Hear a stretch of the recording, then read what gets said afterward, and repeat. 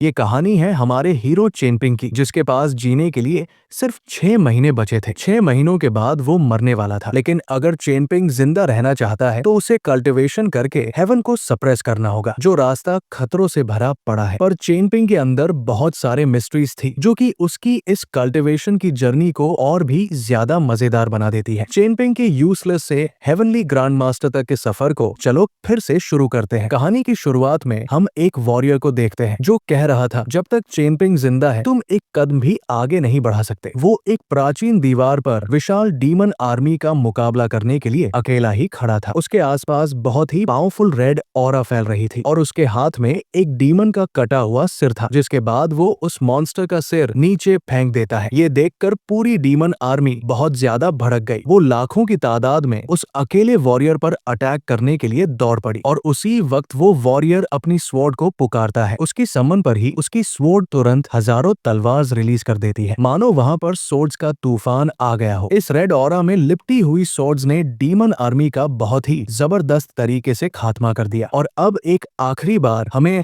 उस वॉरियर की आंखें दिखाई जाती हैं। उन आंखों को देखकर हम अंदाजा लगा सकते हैं कि ये हमारे मेन लीड चेनपिंग का फ्यूचर फॉर्म है। जिसके बाद हमें ये जंग होने के पहले की कहानी दिखाई जाती है, जहां पर हम अपने हीरो चेनपिंग को देखते हैं, जो कि प्रेयर्स करते हुए अपने घर को ब्लेस कर रहा था। साथ ही वो अपने पेरेंट्स की मेमोरियल टैबलेट के सामने नील करते हुए एक शांतिपूर्ण दुनिया की ब्लेसिंग मांगता है। जिसके बाद वो कमरे से बाहर आकर चांद को देखने लगता है। तभी उसका पड़ोसी सोंग जिनशिन उस पर पत्थर फेंकते हुए निकलता है। वो कह रहा था, चेनपिंग, मैं और मेरी सर्वेंट अगले महीने ये टाउन छोड़कर जाने वाले हैं। तो चेनपिंग कहता है, ठीक है भाई, संभल कर जाना। जिसके बाद वो खाना पकाने के लिए लकड़ियां उठाने लगता है। तभी सोंग जिनशिन उससे कहने लगा, मेरे जाने के बाद मेरे घर पर चोरी करने का सोचना भी मत। असल में वो चेनपिंग को उकसाने की कोशिश कर रहा था, मगर चेनपिंग उसकी बातों पर कोई ध्यान नहीं देता। इसलिए सोंग जिनशिन अपनी पत्थर वहीं पर फेंकते हुए कहता है, तू बहुत बोरिंग है यार। बाकी तुम गरीब लोगों को कोई कितना भी परेशान क्यों न करे, तुम्हारे मुंह से उफ तक नहीं निकलती। सोंग जिनशिन के वहां से जाते ही जीगुई चेनपिंग से कहने लगी, क्या तुम वो पत्थर उठाकर मुझे दोगे? वो काफी ज्यादा अच्छी लगी। तो चेनपिंग ने कुछ पत्थर उठाकर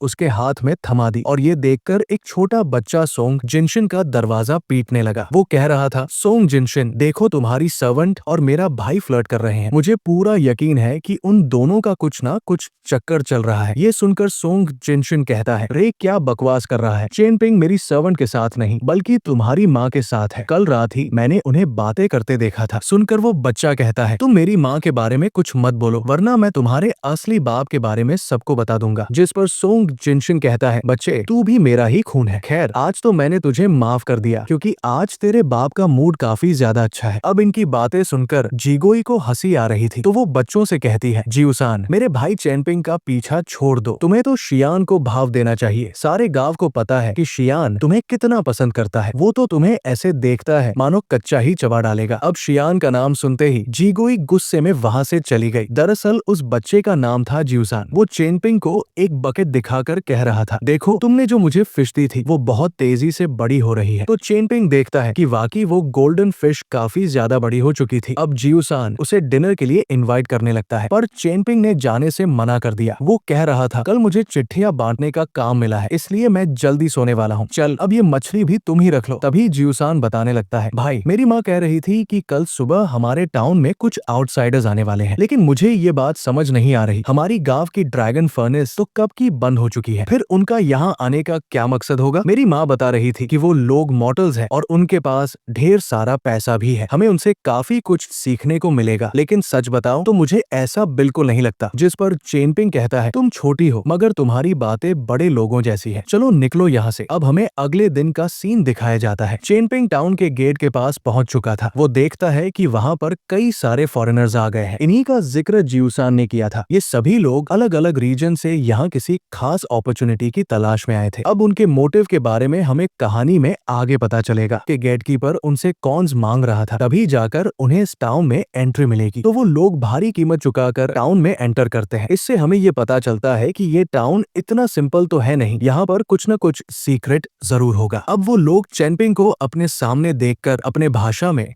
उसे बुराबला बोल रहे थे। तो गेटकीपर चेनपिंग की मजे लेते हुए कह रहा था, भाई वो लोग तेरे खूबसूरत थोपड़े की तारीफ कर रहे थे। जिस पर चेनपिंग कहता है, तुम मुझे पागल तो नहीं समझते? वो लोग क्लियरली मुझे ही गालियां दे रहे थे। ये सुनकर वो बंदा जोर जोर से हंसने लगा। इसके बाद वो चेनपिंग को कुछ लेटर्स दे देता है जो उसे पूरे टाउन में डिस्ट्रीब्यूट करने थे, और इसके बदले में चेनपिंग को 5 सिक्के मिलते हैं जो कि इस काम के मुकाबले बहुत ही ज्यादा कम थे। इसके बाद हमें एक कहानी सुनाई जाती है। लगभग 3000 साल पहले एक ग्रेट इमॉर्टल ने अपनी डिवाइन पावर्स का इस्तेमाल करते हुए एक बहुत ही स्पेशल स्वॉर्ड बना ली। ये तलवार दुनिया का सबसे खतरनाक वेपन मानी गई, मगर फिर भी वो ग्रेट इमॉर्टल गोल्डन ड्रैगन का मुकाबला नहीं कर पाया। असल में ये कहानी जिमाओ नाम का एक बुजुर्ग सुना रहा था। ये भी उन्हीं आउटसाइडर लोगों के ग्रुप में था जो अभी अभी टाउन में दाखिल हुए थे। वो बताता है कि हजारों सालों तक उसी इमॉर्टल और गोल्डन ड्रैगन के दरमियान लड़ाइयां चलती रही, मगर मैं तो बस उनकी आखिरी बैटल के बारे में बात करूंगा। वो गोल्डन ड्रैगन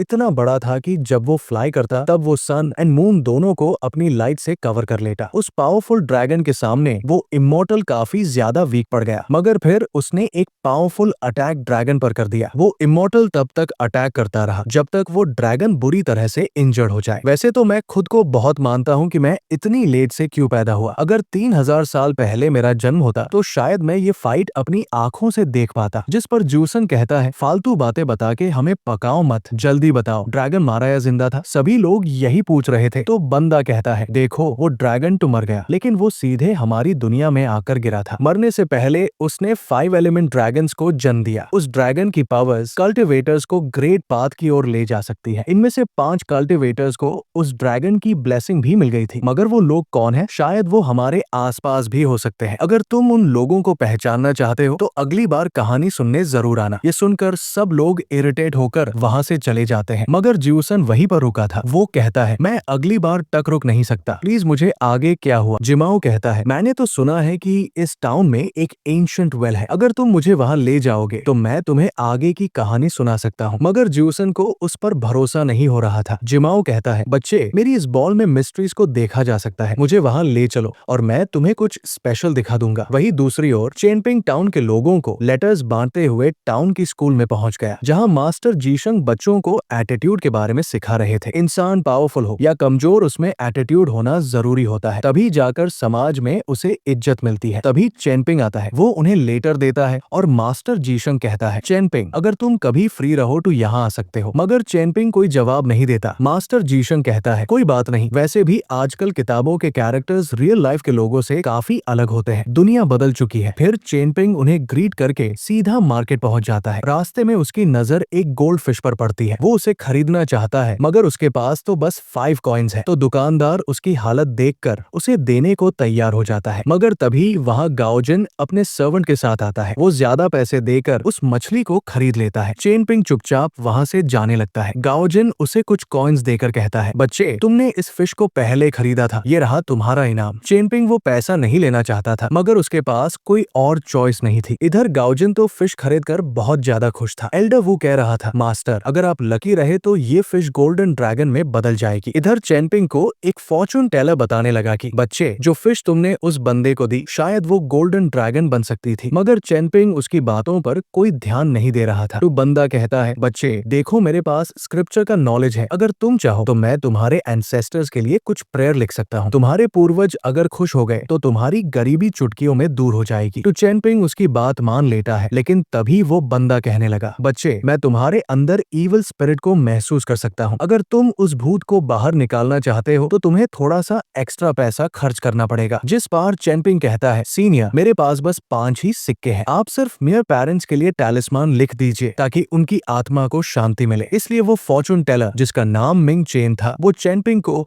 2 टैलिस्मान बना के देता है, जिन्हें लेकर वो घर की तरफ रवाना हो गया। वही दूसरी तरफ ज्यूसन जिमाओ को एंशिएंट कुएं के पास लेकर आ गया। वो कह रहा था कि जल्दी से मुझे अपना बोल दिखाओ, मगर जिमाओ ने उसका हाथ मरोड़ दिया। उस वक्त जिमाओ को महसूस हुआ कि जियूसान की हड्डियां बहुत ही ज्यादा हैवी है, साथ ही उसके बकेट में जो फिश थी वो भी एक रियल वाटर ड्रैगन है। तो जिमाओ उससे पूछता है, बच्चे ये फिश तुम्हें किसने दी थी, क्या मैं उसे देख सकता हूँ? मगर जियूसान ने तो सीधे उसे गालियां देनी ही शुरू कर दी। वो कह रहा था, बस चेनपिंग को आने दो, फिर हम दोनों मिलके तुम्हें यहीं पर गाड़ देंगे। जब से मिले हो तभी से मुझे बेवकूफ बना रहे हो। तो जिमाओ हंसते हुए कहता है, बच्चे इतनी गंदी गालियां कहाँ से सीख गया? तो कहता है, सारी गालियां मैंने मेरी माँ से सीखी है, और रही बात इस फिश की, तो ये मुझे चेनपिंग ने दी थी, मगर तुम चाहकर भी ये फिश मुझसे छीन नहीं सकते। चेनपिंग का नाम सुनते ही जिमाओ कुछ काउंटिंग करना शुरू कर देता है और पूछता है, बच्चे तुम्हारा चेनपिंग के साथ क्या रिश्ता है? जिस पर जियूसान कहता है, हम तो लंगोटिया यार है। ये सब सुनने के बाद वो मास्टर जिमाओ जियूसान को अपना बोल खोल कर दिखाने लगता है। जियूसान को तो इस वाटर को देखकर विजन्स आने लगे कि उसका पूरा टाउन इसी पानी में डिस्ट्रॉय हो चुका है। ये सब देखकर वो इतना ज्यादा डर गया कि वो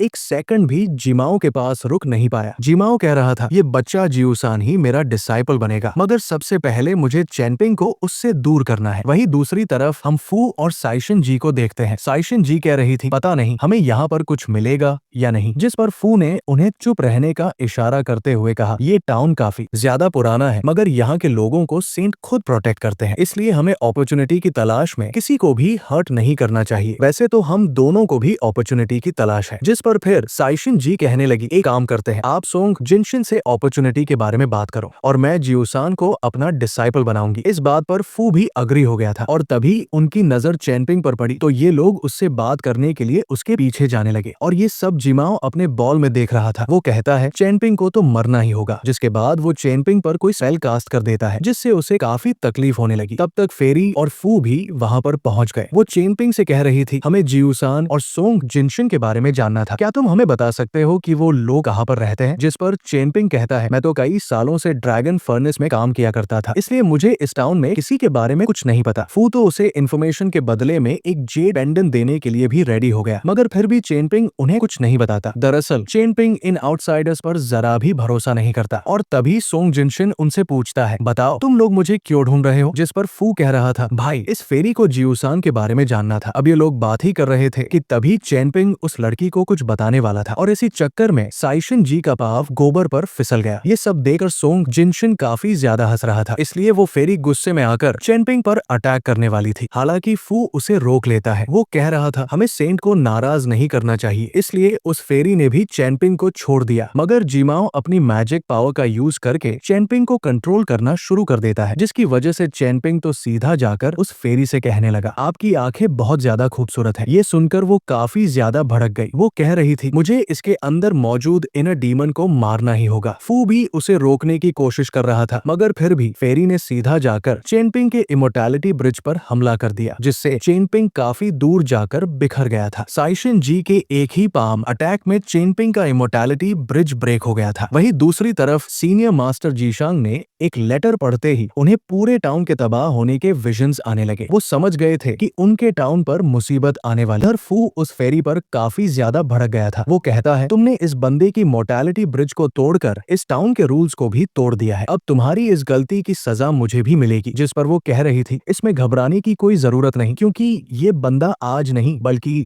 6 महीने के बाद मरेगा। अब ये सब होने के बाद फू सोंग जिनशिन के साथ की मीटिंग को भी कैंसिल कर देता है। वो कह रहा था, मैं कल तुमसे मिलने आकर हम बिजनेस से रिलेटेड बात करेंगे, आज तो वैसे भी मेरा मूड खराब है। इधर चेनपिंग लुकास लीफ को पकड़ने की कोशिश कर रहा था, मगर वो लीफ उसके पास आने के लिए तैयार नहीं हो रहा। हम मास्टर जीशांग को देखते हैं, जो कि अपने एक डिसाइपल झावियाव को सिटी के बाहर छोड़ने जा रहे थे। वो कहते हैं, मुझे तो लगा था कि मैं इस सिटी में आराम से सालों तक रह पाऊंगा, मगर लोग ऐसा नहीं होने देंगे। दरअसल वो सिटी में आए आउटसाइडर्स की बात कर रहे थे। वो कहते हैं, उन्होंने तो मेरे नाक के नीचे ही अपने डर्टी गेम्स खेलना शुरू कर दिए। उन्हें तो ये लगता है कि वो यहाँ आके कुछ भी करेंगे और मुझे पता भी नहीं चलेगा, और इसी वजह से मैं तुम्हारे साथ नहीं आ सकता। लेकिन हाँ, ये मेरा तोहफा तुम अपने साथ रखना। तो झावियाव ने भी तुरंत ही उस गिफ्ट को एक्सेप्ट कर लिया। उसी वक्त झावियाव की नजर एक लड़की पर पड़ी, जो कि सिटी में बने आंख वेल को देख रही थी। वो लड़की का नाम है निंग्याव। झावियाव को तो ये लड़की काफी ज्यादा पसंद आ गई। तभी जीशांग उससे कह रहे थे, झावियाव तुम्हें कल्टीवेशन पर ध्यान देना चाहिए, और अगर तुम्हें कोई पसंद भी आती है फिर तो ग्रेट बुद्धा भी तुम्हें रोक नहीं सकते। इधर उस लड़की ने भी उनकी सारी बातें सुन ली थी। अब वो जरा ही आगे बढ़ी थी। तभी जावियाव कहता है, इसकी खुशबू तो बहुत ही ज्यादा प्यारी है। ये सुनते ही उस लड़की ने तुरंत अपनी तलवार को शीत से बाहर निकाल लिया। वो बड़ी ही तेजी से जावियाव पर हमला करने के लिए आगे बढ़ती है, मगर इससे पहले कि वो जावियाव को कुछ कर पाए, मास्टर जीशांग अपनी पावरफुल एनर्जी से उसके अटैक को रोकते हुए उसे पीछे पुश कर देते हैं। इसके बाद वो निंग्याव से कह रहे थे, शेर कभी खरगोश का शिकार नहीं करता और मेरा डिसाइपल कमजोर है, इसलिए वो तुम्हारे साथ फाइट भी नहीं कर पाएगा। मुझे पता है उसने तुम्हारा डिसरिस्पेक्ट किया, लेकिन इसकी सजा मौत तो बिल्कुल नहीं हो सकती। जिस पर निंग्याव कहने लगी, ये मेरा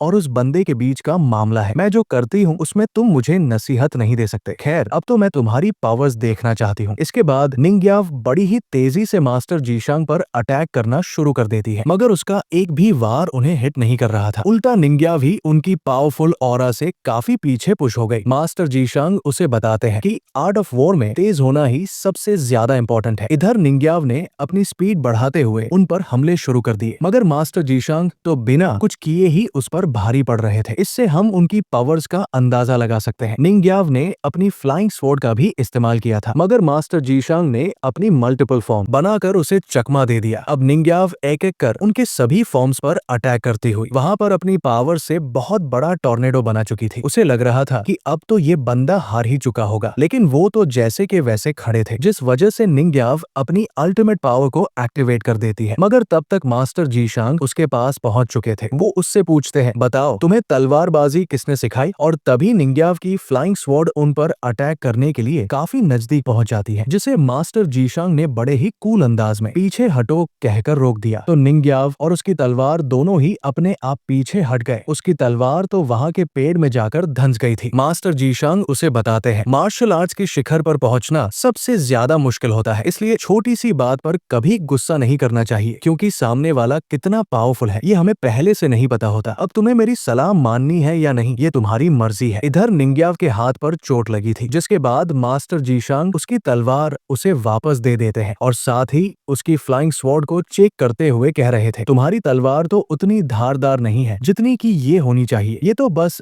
2 ही लेटर्स का वजन संभाल सकती है, मगर तुम्हारी क्वालिटीज को देखते हुए इस पर 3 लेटर्स को हैंडल करने की एबिलिटी होनी चाहिए थी। जिसके बाद दोनों अपनी पावर्स का इस्तेमाल करते हुए उस स्वॉर्ड को और भी ज्यादा धारदार बना देते हैं। ये मास्टर जीशांग की तरफ से निंग्याव के लिए तोहफा था, मगर इस लड़की ने उसे ठुकरा दिया। वो कह रही थी, मुझे तलवार नहीं चाहिए। ये सुनकर मास्टर जीशांग उससे पूछते हैं, लड़की क्या तुम जानती हो कि मैं कौन हूँ? जिस पर निंग्याव कहती है, आपकी पावर्स देखकर मैं समझ गई कि आप यहाँ के एक सेंट हैं। जिस पर मास्टर जीशांग कहते हैं, फिर भी तुमने मेरे गिफ्ट को ठुकरा दिया, तुम्हें तो ये स्वॉर्ड एक्सेप्ट कर लेनी चाहिए थी। मगर निंग्याव उसे बिना एक्सेप्ट किए ही वहां से चली जाती है। मास्टर जीशांग उससे कह रहे थे, ये तलवार तुम्हें डिफेंड कर सकती है, लेकिन निंग्याव चुपचाप से वहां से निकल गई। अब रात होने तक वो टाउन को ही एक्सप्लोर कर रही थी। वो कहती है, उस सेंट ने मेरी तलवार पर वर्ड्स डालकर मुझ पर एहसान नहीं किया था। उसे लगता है कि मेरी तलवार बेकार है और इसलिए वो उसे शार्प करके दे रहा था। तभी निंग्याव को फील होता है कि कोई उसे फॉलो कर रहा है। असल में वो एक फ्लाइंग स्वॉर्ड थी जो निंग्याव पर अटैक करने आ गई थी, मगर निंग्याव ने तुरंत उस अटैक से खुद को बचा लिया। वहीं दूसरी तरफ हम गाओजेन को देखते हैं, जो अपने खास ट्रेजर को घूर रहा था। तभी वहां पर निंग्याव पहुंच जाती है। उसकी सर्वेंट को निंग्याव को देखकर शक हो गया। उसे लग रहा था कि ये लड़की गाओजेन को मारने आई है, मगर निंग्याव तो चुपचाप से वहां से गुजर गई। लेकिन तभी एक नाइफ सीधा निंग्याव के पास से होता हुआ गाओजेन की तरफ बढ़ा। हालांकि एल्डर हु ने उस नाइफ को पकड़ लिया था। उसे लग रहा था कि निंग्याव ने ही उसके मास्टर पर हमला किया है, इसलिए एल्डर हु ने तुरंत निंग्याव से फाइट करना शुरू कर दिया। इनकी फाइट देखकर एक मिस्टीरियस बंदा सीधे गाओजेन को मारने के लिए आगे बढ़ रहा था, मगर तभी निंग्याव ने अपनी फ्लाइंग स्वॉर्ड को समन करके उस बंदे को खत्म कर दिया। बेसिकली निंग्याव ने ही गाओजेन की जान बचाई थी। गाओजेन भी उसकी फ्लाइंग स्वॉर्ड टेक्निक देखकर काफी ज्यादा इम्प्रेस्ड हो गया। वो तुरंत उसका शुक्रिया अदा करने लगा, मगर एल्डर हु को अब भी उस पर यकीन नहीं था। वो कहता है, शायद इसी लड़की ने आपका ट्रस्ट जीतने के लिए अपने ही साथी को मार डाला होगा। हालांकि गाओजेन तो उसे इग्नोर करते हुए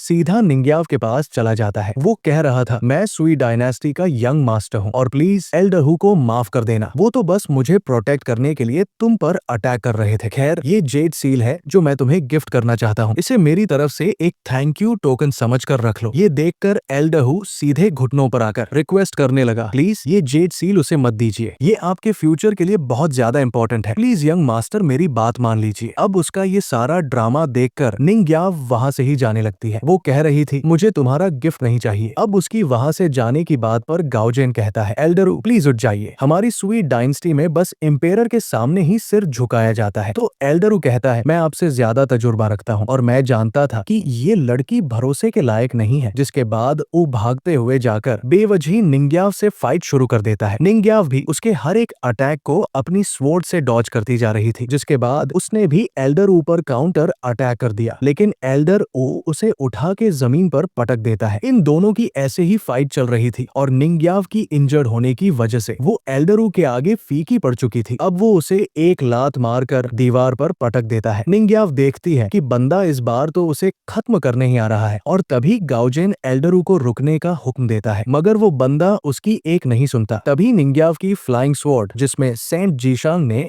अपनी पावर्स डाली थी वो बड़ी ही तेजी से जाकर एल्डरू के आर पार हो जाती है। तब तक निंग्याव भी वहां से ही गायब हो गई। इधर गाओजेन एल्डरू पर चिल्ला रहा था। वो कहता है उस लड़की ने शाओ फैमिली से ट्रेनिंग ली है, वो आगे चलकर मेरी बेस्ट शैडो असैसिन बन सकती थी, लेकिन तुमने उस पर बेवजह हमला करके मेरा सारा प्लान चौपट कर दिया। इधर एल्डर ओ अपने सीने में घुसी हुई तलवार बाहर निकालते हुए कहता है मेरे लिए तो आपकी सेफ्टी सबसे ज्यादा इंपॉर्टेंट है, मगर गाओजेन उसकी एक नहीं सुनता। वो कहता है तुमने मेरे ऑर्डर को फॉलो नहीं किया, क्या तुम जानते नहीं कि मैं सुई डायनेस्टी का होने वाला प्रिंस हूँ, मैं तुम्हारा मास्टर हूँ। अब उसका गुस्सा देखकर एल्डर ओ तुरंत उससे माफी मांगने लगता है और तभी उन्हें सेंट जीशांग की आवाज सुनाई देती है। वो एल्डर ओ से कह रहे थे तुम्हें बेवजह फाइट करने में बहुत मजा आता है, तो क्यों न दो दो हाथ मेरे साथ भी किए जाए। ये सुनकर एल्डर ओ तुरंत उनसे माफी मांगने लगा। साथ ही गाओजेन भी उन्हें सॉरी बोलते हुए अपनी डायनेस्टी के स्टेट मिनिस्टर की पोस्ट ऑफर करता है, मगर सेंट जीशांग कहते हैं जो भी हुआ उसमें तुम्हारी कोई गलती नहीं थी, इसलिए मैं तुम्हें जिंदा छोड़ रहा हूँ, लेकिन आइंदा से मेरी सिटी में कोई गड़बड़ी मत करना, वरना तुम्हारी सर्वेंट के साथ साथ तुम्हारी कब्र भी यही खुदेगी। अब हम देखते हैं कि चेनपिंग एक सपने में है। उसमें वो अपनी पुरानी मेमोरीज को देख पा रहा था, जहाँ पर उसके फादर ने उस पर उसकी माँ की जिम्मेदारी सौंपकर टाउन छोड़ दिया था। तभी उसे चेनपिंग की लाइफ में सिर्फ सैडनेस ही थी, उसे बचपन से ही सताया गया। और तभी चेनपिंग को उसकी माँ की आवाज आती है और वो अपनी आंखें खोलता है। तभी जियूसान गिरते पड़ते उसके पास पहुंच जाता है। वो कह रहा था प्लीज मुझे उस इविल ओल्ड मैन से बचा लो, उसके पास एक मैजिकल बॉल है, उसने मेरे सामने उसमें सीथेर सारा पानी हमारे टाउन में रिलीज कर दिया था, ऐसा लग रहा था जैसे हमारे गांव में सुनामी आ गई हो।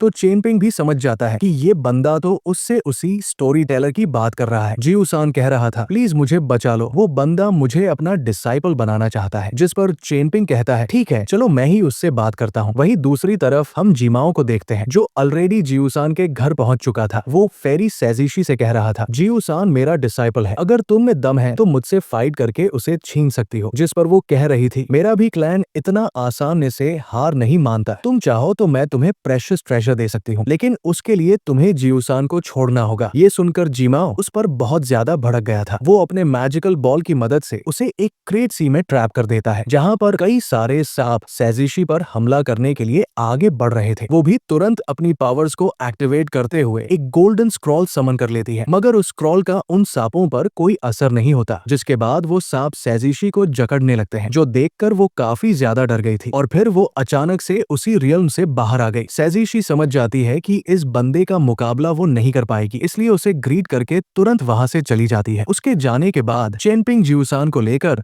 उसके घर पहुंच जाता है। जियूसान ने तो एक टोकरा लेकर अपना मुंह ही ढक लिया था। जियूसान इतना डर गया कि उसको देखते ही नीचे गिर गया। वो कह रहा था मैं इस ओल्ड मैन का डिसाइपल कभी नहीं बनने वाला, ये मुझे बिल्कुल भी पसंद नहीं। तब चेनपिंग जाकर जी माओ से बात करता है। वो कहता है आप तो आईसी अपना डिसाइपल बना लोगे, मगर उसके लिए ये भी तो रेडी होना चाहिए। अब जियूसान की माँ चेनपिंग से कहने लगती है ये इमोर्टल बहुत ही ज्यादा पावरफुल है, अगर जियूसान इनका डिसाइपल बन गया तो आगे चलकर वो जरूर कामयाब होगा। वैसे भी जियूसान किसी काम का नहीं, ना ही उसमें दिमाग है, ना ही कोई स्किल। अगर ये मास्टर के साथ प्रैक्टिस करेगा तो शायद आगे चलकर इसका भी फ्यूचर ब्राइट हो जाएगा। तो फाइनली चेनपिंग भी इसके लिए मान गया। वो जियूसान को भी इसके लिए मना लेता है। अब चेनपिंग के वहां से जाते ही जिमाओ जियूसान को उसके बॉल में देखने को कहता है, जिसमें जियूसान को चेनपिंग की गोल्डन फिश नजर आती है। मीनवाइल ये सब उस बंदे की ही करामत थी। इधर जियूसान की माँ को कोई फिश नजर नहीं आ रही थी, इसलिए वो जियूसान के कान के नीचे एक जड़ देती है। अब जियूसान भी पाव पटक कर रो रहा था। तभी जीमाओ कहता है, बच्चे मेरे सामने नील करो और मैं तुम्हें अपना डिसाइपल बना लूंगा। लेकिन जियूसान तो बस उससे चेनपिंग की गोल्डन फिश वापस मांगने लगा और तभी उसका हाथ बॉल में मौजूद पानी को लग जाता है, जिससे जियूसान तो सीधा उसके अंदर चला गया। उस बॉल की अपनी एक दुनिया थी जिसमें अब जियूसान उसे ट्रैप कर देता है ताकि जियूसान को थोड़ा सा सबक मिल जाए। इधर जियूसान की माँ से पूछ रहा था कि मुझे चेनपिंग का जन्मदिन बताओ, और जैसे ही उस बंदी ने डेट बता दी वो तुरंत काउंटिंग करना शुरू कर देता है। तुम्हारे बेटे को जो अपॉर्चुनिटी मिली है वो दरअसल चेनपिंग की थी, और ये बात जियूसान की माँ भी अच्छे से जानती थी। उसे गिल्ट तो हो रहा था, लेकिन जियूसान के फ्यूचर के लिए वो चेनपिंग का हक छीनने को तैयार हो गई। तभी जी माओ ने तुरंत एक टैलिस्मान क्रिएट किया और उसे सीधा चेनपिंग के अंदर डाल दिया ताकि चेनपिंग और जियूसान के बीच का बॉन्ड ब्रेक हो जाए। चेनपिंग घर वापस आते ही अपने पेरेंट्स के सामने नील करता है। उसी वक्त उसका दोस्त शियानिंग उसके घर में घुस जाता है। वो चेनपिंग के बेड पर चढ़कर सॉन्ग जिनशिन के घर की बातें सुन रहा होता है। वो कह रहा था, भाई जरूर से अंदर कुछ चल रहा है, मुझे ना म्याओ म्याओ की आवाजें आ रही है। अब उतरते वक्त अचानक से वो गिर पड़ता है, जिससे बेचारे चेनपिंग का बेड टूट जाता है। शियान कहता है, भाई मैंने तुम्हारे लिए एक जॉब ढूंढी है, तुम मास्टर रुअन के पास चले जाओ, वो एक ब्लैकस्मिथ है, तुम जितना चिट्ठियां बांट कर कमाते हो वो उससे डबल देगा। मगर चेनपिंग का पूरा ध्यान तो अपने टूटे हुए बेड पर ही था, और तभी उसके दिल में दर्द उठने लगता है। साई जिनशी द्वारा उसकी इमोर्टैलिटी ब्रिज को ब्रेक किए जाने के कारण उसे अंदर से बहुत तकलीफ हो रही थी, लेकिन शियान को लग रहा था कि ये सब उसके टूटे बेड की हालत देखकर हुआ है। वो कहता है, भाई यार तुम इसका टेंशन मत लो, रुको मैं थोड़ी देर में आकर इसे ठीक कर दूंगा। चेनपिंग बस उसे वहां से दफा होने के लिए बोल रहा था। मीनवाइल चेनपिंग की सोल उसकी बॉडी को छोड़कर बाहर निकलने की कोशिश करती है। इधर शियान की नजर पड़ती है जिगुई पर, जो झाड़ू मार रही होती है। वो उसे ऐसे ताड़ता है मानो अभी के अभी खा जाएगा, और तभी जिगुई उसे ताड़ते हुए पकड़ लेती है। तभी वो अपनी पावर्स का यूज करते हुए शियान की पिटाई शुरू कर देती है। इनफैक्ट उसने तो शियान के नाजुक हिस्से पर अपनी ब्रूमस्टिक से हिट कर दिया, जिससे बेचारे शियान की चाल ढाल ही बदल जाती है और रोते हुए कहता है, बताओ अपने होने वाले पति के साथ ऐसा कौन करता है। वहीं दूसरी तरफ हम फॉर्चून टेलर मिंग चेन को देखते हैं, जो लोगों को बेवजह डराकर उनसे टैलिस्मान खरीदने के लिए कह रहा था, और तभी वहां पर शियान पहुंच जाता है। वो खुद से कहता है, पिछली रात ही जिगुई मेरे सपने में आई थी, हम दोनों ने मिलकर काफी सारी प्यार भरी हरकतें की, लेकिन पता नहीं वो असलियत में इतनी खतरनाक क्यों है। तभी मिंग चेन उसके पास आ जाता है और कहता है, लड़के मैं तुम्हारी शक्ल देखकर ही बता सकता हूँ कि आगे चलकर तुम्हारी लाइफ में बहुत ही खून खराबा होने वाला है। लेकिन शियान जानता था कि ये बंदा उसे ही चूना लगा रहा है। वो कहता है, मैं तुम्हारी बकवास पर यकीन नहीं करता। जिस पर मिंग चेन कहता है, तुम्हारे यकीन न करने से सच्चाई थोड़ी ना बदल जाएगी। अगर तुम सेफ रहना चाहते हो तो तुम्हें अगरबत्तियां जलानी होंगी। ये सुनकर शियान तुरंत जाकर वहाँ की एक लकड़ी में आग लगा देता है। उसे ऐसा करते देख मिंग चेन डर के मारे अपनी दुकान समेटकर वहाँ से तुरंत भाग जाता है। शियान पीछे से चिल्लाता है, अरे रुक, अगर अगरबत्तियां नहीं तो तेरी दुकान ही जला दूंगा। इधर मिंग चेन एक गली में जाकर छुप जाता है। वो कहता है, ऐसे खतरनाक लोगों के बीच जिंदगी गुजारना सबसे ज्यादा मुश्किल होता है, और तभी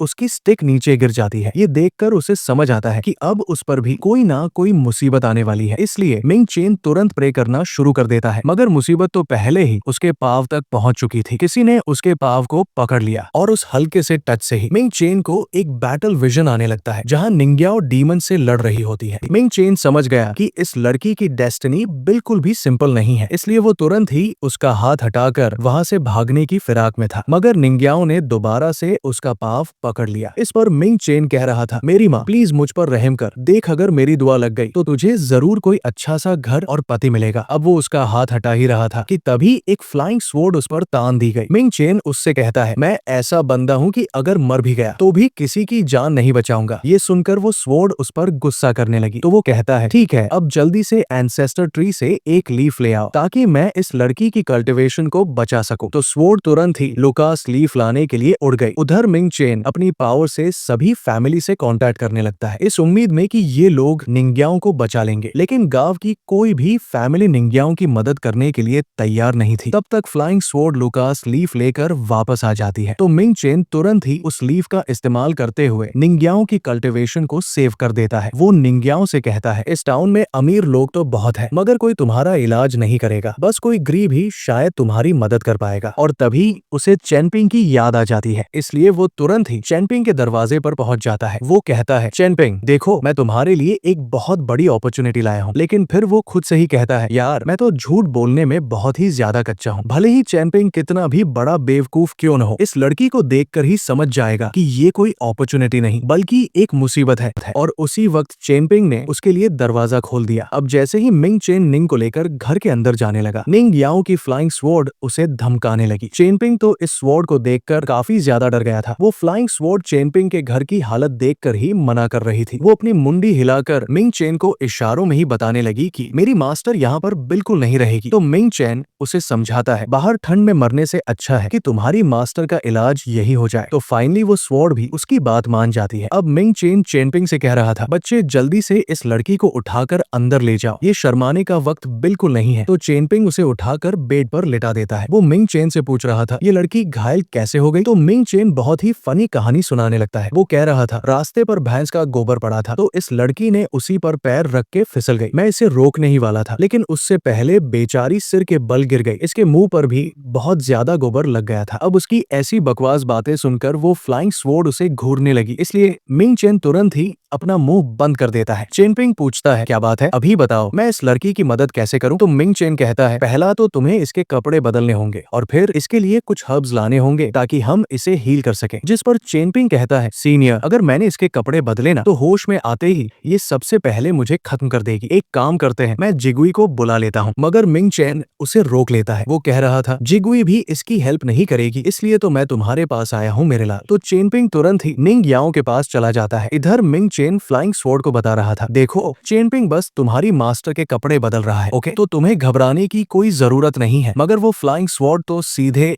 चेनपिंग पर अटैक करना शुरू कर देती है। तो चेनपिंग वहां से मूव करते हुए उसके हमले से खुद को बचाने लगा, लेकिन तभी मिंग चेन ने अपनी पूरी ताकत लगाकर उस स्वॉर्ड को पीछे खींचना शुरू कर दिया। मिंग चेन कहता है, भाई जाओ ना यार, कपड़े चेंज करो उसके। लेकिन चेनपिंग तो बस निंग याओ की खूबसूरती को ताड़ रहा था। तो मिंग चेन इरिटेटेड होकर कहता है, यार बाद में देख ले, पहले जो करने गया था वो तो कर। सो इधर चेनपिंग उसके ही कपड़े बदल रहा था और वो स्वॉर्ड मिंग चेन को इधर उधर पटक रही थी। अब फ्लाइंग स्वॉर्ड से ढेर सारी मार खाने के बाद मिंग चेन एक प्रिस्क्रिप्शन लिख के देता है। वो चेनपिंग से कह रहा था, जाकर ये सारे हर्ब्स ले आओ। तो चेनपिंग कहता है, सीनियर, मैं आपकी हर बात मानूंगा, लेकिन बदले में मुझे आपसे एक फेवर चाहिए। अगर मेरी अचानक से मौत हो गई तो क्या आप मेरे रीइंकारनेट में मेरी मदद करेंगे? मैं दोबारा से मेरे पेरेंट्स के पास ही जन्म लेना चाहूंगा। ये सुनकर मिंग चेन को थोड़ा सा शक हुआ, तो उसने तुरंत ही अपनी पावर्स का यूज करके चेनपिंग का इमोर्टैलिटी ब्रिज चेक किया, जो वाकई में टूटा हुआ था। तब मिंग चेन को यकीन हो गया और वो उसकी बात मान गया। लेकिन फिर वो चेनपिंग से पूछता है, तुमने इस अनजान लड़की की मदद क्यों की? तुम तो मना भी कर सकते थे। जिस पर चेनपिंग मुस्कुराकर कहता है, कोई बेवकूफी इतनी खूबसूरत लड़की की मदद करने से मना करेगा, और मैं तो बिल्कुल भी बेवकूफ नहीं हूँ। थोड़ी देर बाद निंग को होश आ गया। मिंग चेन उसे बताता है, मैं ही तुम्हें यहाँ लाया ताकि तुम्हारा इलाज हो सके, और ये चेनपिंग, इसी ने तुम्हारे कपड़े बदले और तुम्हारा चेहरा साफ किया, इसलिए उसे गलत मत समझना। वो बहुत प्यारा लड़का है, उस बेचारे का इस दुनिया में कोई नहीं है, और वो एक कुम्हार का काम करता है। इस पर निंग कहती है, आप दोनों ने मेरी जान बचाई, इसके लिए मैं हमेशा आपकी शुक्रगुजार रहूंगी। फिर मिंग चेन निंग से पूछता है, तुम इस टाउन में क्यों आए हो? निंग जवाब देती है, मैं तो इस कॉन्टिनेंट के सबसे famous sword Smith master Ruwan के पास आई थी, मुझे उनसे एक स्पेशल स्वॉर्ड बनवानी है। मिंग चेन उसे समझाता है, मास्टर रुवान इतनी आसानी से किसी के लिए स्वॉर्ड नहीं बनाएगा। तभी वहां चेनपिंग आ जाता है। निंग और वो एक दूसरे को थोड़ा ऑकवर्ड अंदाज में ग्रीट करते हैं, जिसे देखकर मिंग चेन और निंग की स्वॉर्ड जोर जोर से हंसने लगती है। अब मिंग चेन चेनपिंग को बताता है, मैं नंजिया सिटी में एक सेरेमनी अटेंड करने जा रहा हूँ, इसलिए कुछ दिनों तक तुम्हें ही निंग याओ का ख्याल रखना हो। मगर चेनपिंग उससे अकेले में बात करना चाहता है। वो कहता है, मैं घायल हूँ, पता नहीं मेरे पास कितना समय बचा है, इसलिए आप जल्दी वापस आ जाना प्लीज। ये सुनते ही मिंग चेन तुरंत अपनी पावर्स एक्टिवेट करके चेनपिंग के माइंड स्पेस में एंटर करता है। वहाँ वो सब कुछ देख पाता है, कैसे साई जिंगसी ने चेनपिंग को घायल किया था। वो कहता है, उस लड़की ने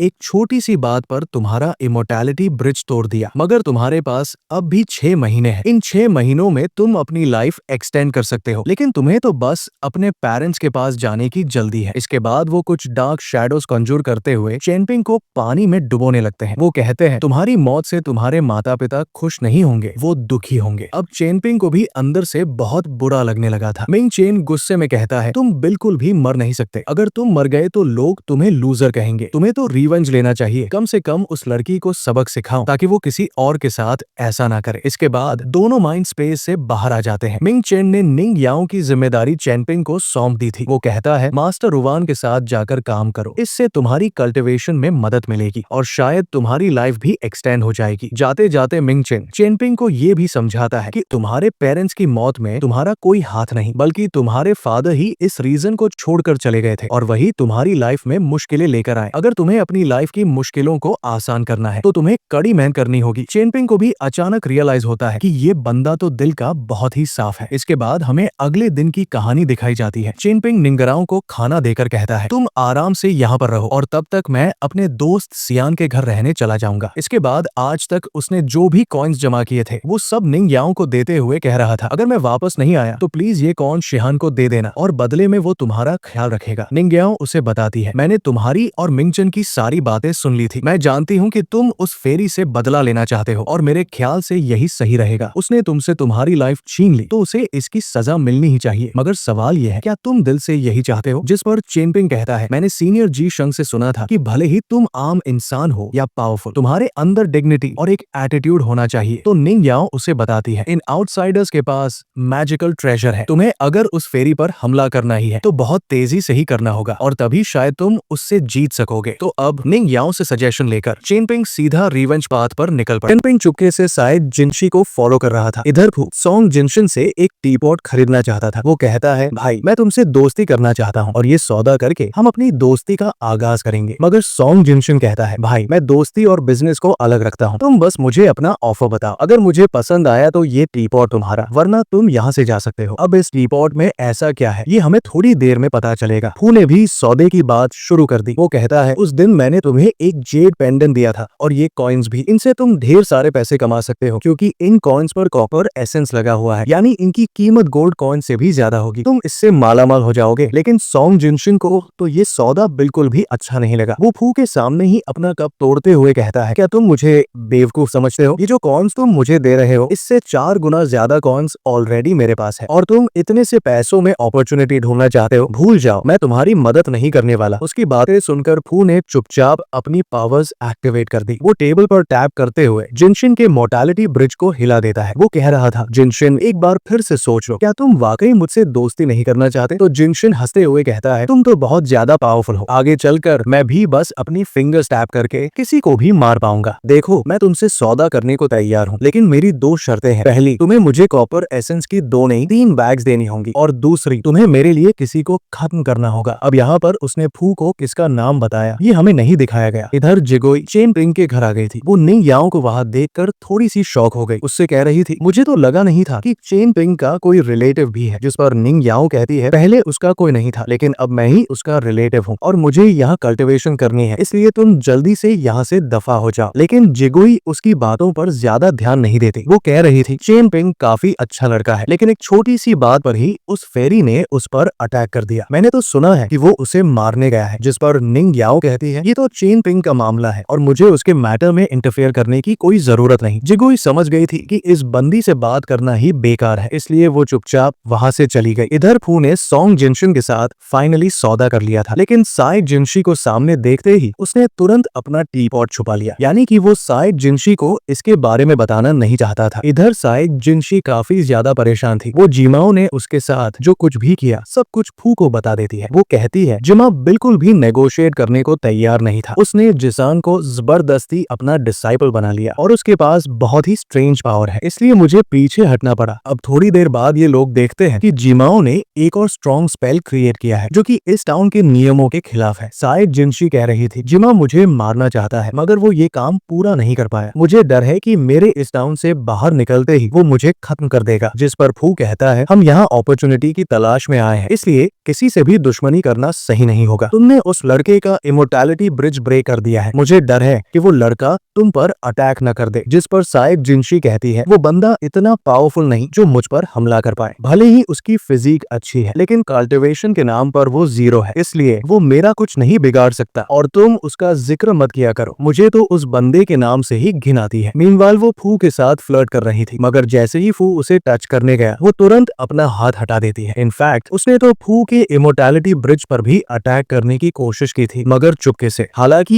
ये बात फू समझ जाता है। दरअसल ये बंदी फू की अपॉर्चुनिटी छीनने की फिराक में थी, इसलिए फू सोचता है कि अब तो इसे मारना ही होगा। अब फू ने भी अपनी पावर्स चुपके से एक्टिवेट कर ली और वहीं पर चेन पिंग छुपा हुआ था। वो तो बस सही मौके की तलाश में है। इधर फू जैसे ही साई जिनशी पर हमला करने चला गया, उसी वक्त चेन पिंग मिट्टी के बर्तन का एक शार्प टुकड़ा लेकर सीधे साई जिनशी के गले पर वार कर चुका था। उसका ये कूल अंदाज देखकर उन दोनों बंदों को सदमा लग गया था और इसे कट से ही साई जिनशी मारी जाती है। उधर जी माओ को जैसे ही ये सब पता चला, वो बहुत परेशान हो गया। तो जिशान की माँ उससे पूछती है, इमोर्टल आप ठीक तो हैं? जिस पर वो बताने लगा, मैंने चेन पिंग को खत्म करने के लिए एक सीक्रेट टेक्निक का इस्तेमाल किया था। डेथ विशिंग टैलिस्मान उसके अंदर प्लांट किया ताकि वो साई जिनशी का दुश्मन बन जाए। मुझे लगा था साई जिनशी उसे खत्म कर देगी, लेकिन पासा उल्टा पड़ गया। चेन पिंग तो मरा नहीं, बल्कि उसने साई जिनशी जैसी पावरफुल कल्टिवेटर को ही मार डाला। मैं चाहता था कि चेन पिंग का उस गोल्डन ड्रैगन से कनेक्शन टूट जाए ताकि वो ड्रैगन तुम्हारे बेटे का हो जाए, मगर ये मौका भी हाथ से निकल गया। ये सब सुनकर जिशान की माँ डर गई। वो कहती है, वैसे भी मेरा बेटा तो आपका डिसाइपल बन ही चुका है, तो प्लीज आप चेन पिंग को मत मारिए। ये सुनकर जी माओ भड़क गया। वो कहता है, तुम भी कोई दूध की धुली नहीं हो जो मुझे मोरालिटी सिखाने निकली हो। मुझसे मिलते ही तुम्हारे दिल में किलिंग इंटेंट अवेकन हो गया था, इसलिए अपनी बकवास बंद करो। अब हमें जी शान दिखाया जाता है जो कि उसी वॉइड वर्ल्ड में फ्लोट कर रहा था। तभी उसे जी माओ की आवाज सुनाई देती है। जी माओ कहता है, तुम्हें कल्टिवेशन की शुरुआत करने के लिए सबसे पहले इस मॉन्स्टर को खत्म करना पड़ेगा। वो उसे इमोशनली टॉर्चर भी करने लगता है और उसे ऐसे विजन्स दिखाने लगता है जहां लोग उसकी माँ और चेन पिंग को मार रहे हैं और जी शान चाहकर भी उन्हें बचा नहीं पा रहा। इसी दौरान एक स्नेक मॉन्स्टर आता है जिसे जी शान एक ही पंच में डिस्ट्रॉय कर देता है। ऐसा करते ही चेन पिंग की गोल्डन फिश भी उसके पास आ जाती है, यानी जी शान ने कल्टिवेशन की दुनिया में पहला कदम रख दिया। उधर फू चेन पिंग से कहता है, तुमने साई जिनशी को बेरमी से खत्म कर दिया, तुम्हें इतनी हिम्मत कहां से आई? फू कहता है, तुमने मेरे दोस्त को मारा है। चेन पिंग जवाब देता है, तुम तो उसे पहले से मारना चाहते थे, मैं ये तुम्हारी आंखों से समझ चुका हूँ, अब तुम भी मेरे लिए खतरा हो। अब इन दोनों के बीच फाइट शुरू हो जाती है। चेन पिंग के पास कोई कल्टिवेशन पावर नहीं थी, इसलिए वो फू के सामने थोड़ा कमजोर लग रहा था, मगर उसने हार नहीं मानी। उसने खुद को पूरी ताकत से फू पर झोंक दिया। चेन पिंग ने उसका गला काटने की कोशिश की, मगर फू ने टाइम पर डॉज कर लिया। अब फू उसे बुरी तरह पीटने लगा। वो कहता है, स्ट्रीट फाइट अलग होती है और तुमने जो किया उसके लिए तुम्हें जान देनी पड़ेगी। फू ने चेन पिंग को दीवार पर पटक दिया, मगर चेन पिंग ने एक मटका उठाकर उस पर फिर से हमला किया। चेन पिंग उसे खत्म करने ही वाला था कि फू ने अपने पावरफुल ड्रैगन को समन कर लिया। वो कहता है, मैं ये पावर सिर्फ पावरफुल कल्टिवेटर्स के लिए रखता था, मगर अब तुम्हारे जैसे लूजर पर वेस्ट करनी पड़ रही है। अब ड्रैगन चेन पिंग को खत्म करने ही वाला था कि तभी एक खतरनाक सप्रेसिंग पावर वहां रिलीज होने लगती है। ये काम था सेंट जी शान का। फू को पीछे हटना पड़ता है। चेन पिंग गुस्से में था और फिर से शार्प शार उठाकर फू पर हमला करता है। फू को पुश कर देता है और उसके पेट पर वार करता है। चेन पिंग उस पर कूदता है, लेकिन मास्टर जी शान सब कुछ फ्रीज कर देता है। अब वाटर बबल्स पर चलते हुए मास्टर जी शान वहां पहुंच जाते हैं। वो देखते हैं कि चेन पिंग ने फेरी को पहले ही खत्म कर दिया है और अब वो फू के भी करीब है। जी शान एक लोटस लीफ को छूकर टाइम को अनफ्रीज कर देते हैं। चेन पिंग फू का गला दबा देता है और उसे दीवार पर पटक कर एक शार्प ऑब्जेक्ट उसके अंदर घुसा देता है, जिससे फू की मौत हो जाती है। मगर मास्टर जी शान इससे सहमत नहीं थे। वो दोबारा टाइम को पीछे करके सब फ्रीज कर देते हैं। अब दोबारा फाइट होती है। फू कहता है, अगर तुमने मुझे मारा तो तुम भी मारे जाओगे। चेन पिंग कहता है, मेरी तुमसे कोई दुश्मनी नहीं, मैं तो बस सेल्फ डिफेंस कर रहा था। चेन पिंग उसे चोक करने लगा है। फू गिड़गिड़ाता है, प्लीज मुझे छोड़ दो, मैं दोबारा नहीं आऊंगा। चेन पिंग खुद से लड़ रहा था। वो उसे मारना नहीं चाहता था, मगर उसके अंदर का इविल ऑरा उसे फोर्स कर रही थी। आखिर में चेन पिंग खुद को घायल कर लेता है ताकि अपने किलिंग अर्ज को रोक सके। मास्टर जी शान फिर से सब फ्रीज कर देते हैं और कहते हैं, मेरे मास्टर ने एक बार कहा था कि एक्स्ट्राऑर्डिनरी टैलेंट वाले लोगों के दिल में हमेशा एक डीमन रहता है, उसे काबू में रखना ही सच्ची ताकत है। मास्टर जी शान कहते हैं, चेन पिंग ने आज ये करके दिखाया। अब उन्होंने सब कुछ फ्रीज करके सिर्फ चेन पिंग को अनफ्रीज किया और उसके सीने से इविल टैलिस्मान को बाहर खींच लिया। उधर जी माओ को भी पता चल चुका था कि उसका दांव फेल हो गया है। जी शान अब चेन पिंग से कहते हैं, मेरे साथ चलो, मुझे तुमसे कुछ जरूरी बातें करनी है। चेन पिंग भी फू को छोड़कर उनके साथ चल पड़ता है। जी शान कहते हैं, चेन पिंग, चाहे तुम मानो या ना मानो, हमारी दुनिया में गॉड्स और डीमंस दोनों एग्जिस्ट करते हैं। जिस पर चेन पिंग कहता है, हाँ सीनियर, मैं इस बात को मानता हूँ। बचपन में मेरी माँ मुझे काफी पुरानी कहानियाँ सुनाया करती थी। उन्हीं कहानियों के जरिए उन्होंने मुझे अच्छाई और बुराई के बीच का फासला समझाया। जिस पर सेंट जीशा कहने लगे, हम सबकी अच्छाई और बुराई को लेकर अलग अलग सोच होती है जो कि हमारे दिल पर निर्भर करती है। तभी चेन चेन पिंग उनसे कहने लगा, सीनियर क्या मैं आपसे एक सवाल पूछ सकता हूँ? जिस पर सेंट जीशन जवाब देते हैं, मैं जानता हूँ तुम्हारा सवाल क्या है, तुम इस टाउन के बारे में जानना चाहते हो। देखो ये बात सच है कि हमारे टाउन के नीचे एक रियल ड्रैगन दफन है। उसी ड्रैगन की पावर्स की वजह से यहाँ पैदा होने वाले बच्चों में स्पेशल एबिलिटीज पाई जाती है जो कि आउटसाइड वर्ल्ड में किसी के पास नहीं होती। मगर ये टैलेंट हर बच्चे में नहीं पाया जाता। अगर कोई लकी रहा तो उसे काफी अच्छी पावर्स मिल जाती है। जिस पर चेन पिंग कहने लगा, सीनियर मैं तो बस अपने माँ बाप के बारे में जानना चाहता था, मुझे याद नहीं कि वो लोग कैसे थे। तो सेंट जीशन कहते हैं, ठीक है आज मैं तुम्हें वो सीक्रेट बता ही देता हूँ। इसके बाद उन्होंने एक ड्रैगन रिच फैंटेसी क्रिएट किया और कहा, इस टाउन में पैदा होने वाले बच्चों के ब्लड में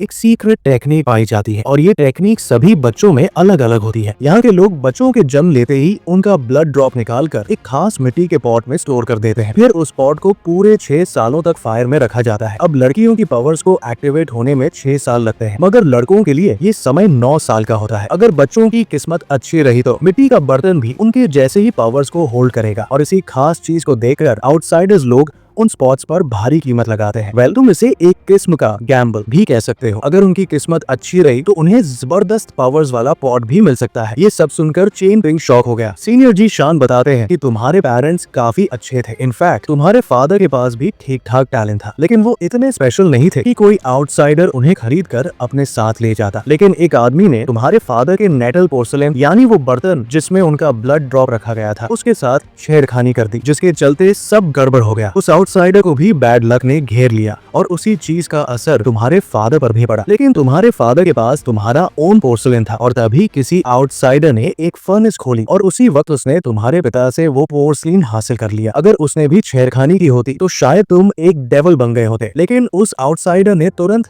सब कुछ समझ लिया और उसने जल्दी से तुम्हारा पोर्सलेन तोड़ दिया। जो हुआ वो अच्छा ही हुआ। अगर ऐसा नहीं होता तो आज तुम एक डेविल बन चुके होते। चेन पिंग अपने फादर की मौत के बारे में जानना चाहता था, लेकिन जी शान कोई जवाब नहीं देते। वो कहते हैं, मरे हुए लोगों को मरा ही रहने दो। अगर तुम जानना चाहते हो कि तुम्हारी किस्मत इतनी खराब क्यों है तो तुम्हें इस दुनिया के ओरिजिन को समझना होगा। असल में 3000 साल पहले एक रियल ड्रैगन यहाँ गिरा था। तब 4 सेंट्स ने एक सौदा किया कि हर 60 साल में वे बारी बारी से राज करेंगे ताकि वो ड्रैगन की एनर्जी को बैलेंस कर सके। फिर वो अपनी फैमिली के साथ पावर का बेनिफिट भी शेयर कर सके। लेकिन जब भी बेनिफिट की बात आती है झगड़े होना तय है। इंसान पावर का भूखा होता है, यही उसकी फितरत है। इसलिए पावर भी उसी को मिलती है जो उसे छीनने की हिम्मत रखता है और यही वजह है कि आउटसाइडर्स बार बार इस जगह पर आते रहते हैं। चेन पिंग कहने लगा, इन आउटसाइडर्स को जरा भी रहम नहीं, जब चाहे जिसे चाहे चोट पहुंचा सकते हैं। तब जी शान उसे एक टैलिस्मान दिखाते हैं और बताते हैं कि ये स्टोरी टेलर जी माओ का है। वो टाइम फैमिली का सदस्य है जो कि आउटसाइड वर्ल्ड की एक ग्रेट फैमिली मानी जाती है। उसी ने फेरी साई जीनशी और फू के दिल में तुम्हारे लिए नफरत पैदा की थी और वही तुम्हें उनके हाथों मरवाना चाहता था। उसने तुम्हारे दिल में डेथ विशिंग टैलिस्मान भी एम्बेड कर दिया था और उसी के इन्फ्लुएंस में आकर तुमने साई जीनशी पर हमला किया। उसी वक्त सेंट जी शान ने आसमान में कुछ क्रैक्स देखे जिससे वो बेहद परेशान हो गए। उन्हें समझ आ गया कि स्मॉल टाउन जल्द ही कोलैप्स होने वाला है और यहाँ के मसले और भी ज्यादा डीप हो जाएंगे। मगर चेन पिंग अभी भी इतना कैपेबल नहीं हुआ है कि इन सबको हल कर सके। जी शान सोचते हैं, पहले मुझे ये देखना होगा कि चेन पिंग असल में कैसा इंसान है। तभी चेन पिंग को एक विजन आता है। एक औरत कुएं में गिर रही होती है। चेन पिंग तुरंत उसे बचाने के लिए भागता है। वो उसे ऊपर खींचने की कोशिश करता है मगर वही औरत